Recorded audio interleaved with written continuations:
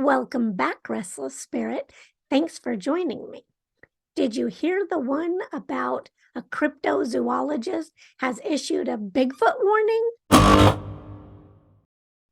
Well, if you follow Coast to Coast AM, you might have seen an article from them that said cryptozoologist issues warning about Bigfoot.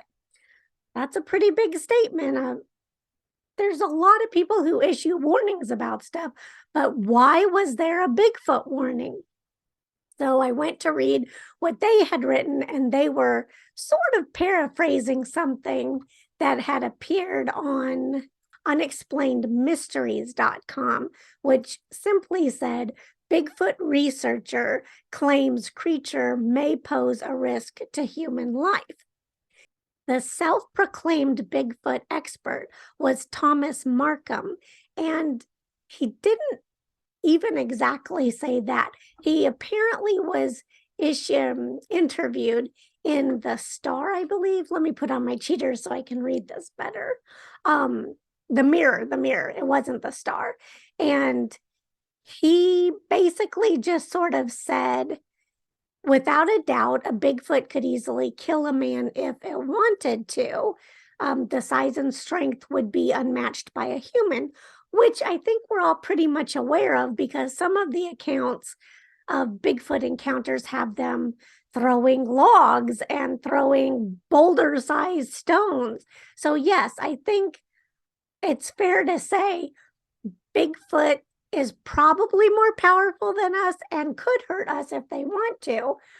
But what I found interesting was in his article or in his interview, he referenced the case of Albert Ostman, who said, he didn't say it in 1924, but he said in 1924 it happened that a Bigfoot abducted him and took him to live amongst his family unit, we'll say, for 6 days before Ostman gave him snuff, and that's how he got away. But he was never harmed, and apparently even was given sweet tasting grass to eat. So it's not like he was hurt or, injured or abused. They sounded like they actually just were treating him. Maybe they thought he was lost, sleeping out there all by himself. And like us humans sometimes do when we find stray animals, we pick them up and bring them home. So I'm not quite sure how we've gone to this whole where we have to make it so sensational that there's a warning that's been issued and Bigfoots could hurt us, because we actually don't have any concrete evidence of that yet, and hopefully never. But it does appear that us, with our guns and everything else, that we're always going out looking for them, we're ready to do harm to them.